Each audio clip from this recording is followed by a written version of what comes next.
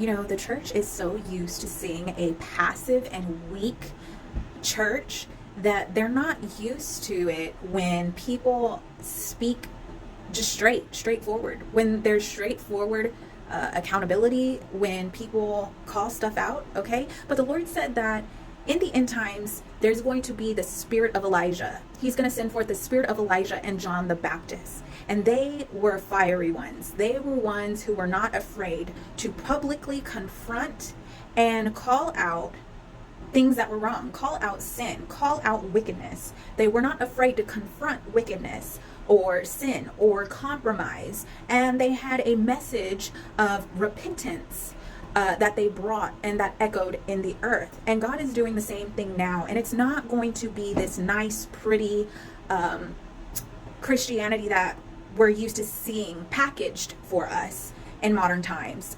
And the Lord wants us to know that a public rebuke is not gossip. I can't tell you how many times I've had people say or accuse me of gossiping. But please understand and don't get it twisted that a public rebuke is not gossiping. Holding people accountable is not gossiping. And anything that I say privately, I'm willing to say publicly, and I often do, because I have nothing to hide and my conscience is clear. And so if you are in the wrong, you're not going to be able to come and bully me and try to silence me, gaslight me, label me, misjudge me, intimidate me. It's not going to work with me. And I will call you on it. Whoever is in my space, you will get called on it. If you are in the wrong, if you're doing something that is wrong, I'm not going to turn a blind eye to it. I am willing to be confrontational and speak the truth in love and bring correction in love. And you're not going to intimidate me to try to appease what you want to think. Because if it's wrong, it's wrong. Now, if I'm wrong, then I will humbly correct myself. I have no problem apologizing, and I have done so before. But I'm not going to come into agreement and apologize for standing for truth and standing for what is right. And so people need to realize that God is sending forth fiery ones. And because we've had so much compromise, this is exactly why there's been so much compromise in the church, because we've got this fluff Christianity. We've got these wolves in sheep's clothing and places of leadership who want to brainwash the church into, oh, if you speak out, then you're gossiping. Oh, if you speak out, then you're causing division. God said that these divisions must take place among you so that the people can see who has the approval of God and who does not. So there will be divisions. There will be an exposure, okay? There will be an exposure of everything that's been hidden and swept under the rug and put a nice little pretty greeting mat over. Okay, because God is done with the fakeness. He's done with the foolishness that's going on. He's done with these Freemasons in the church. He's done with this idolatry in the church. He's done with this fornication and sexual immorality going on in the church, and all this showing face and all this pimping out people.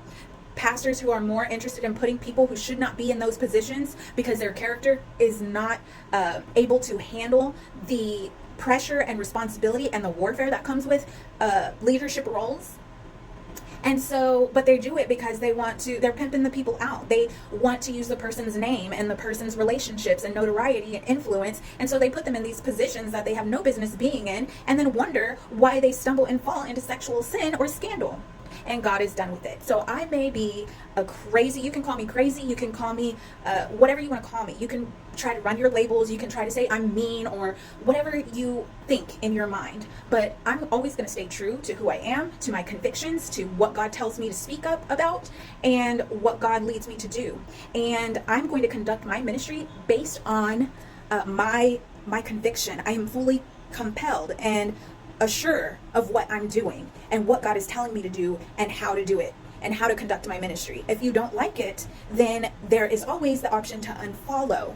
But I will not sit silent when there's error, when there's lies, deception, wickedness, just nonsense going on in the church. And if you want to come and try to publicly come against me, then don't be trying to play the victim card when you get a public rebuke. That's simple. Grow up. We all need to grow up and learn how to be adults and stop playing games. Stop playing games with the things of God. Okay?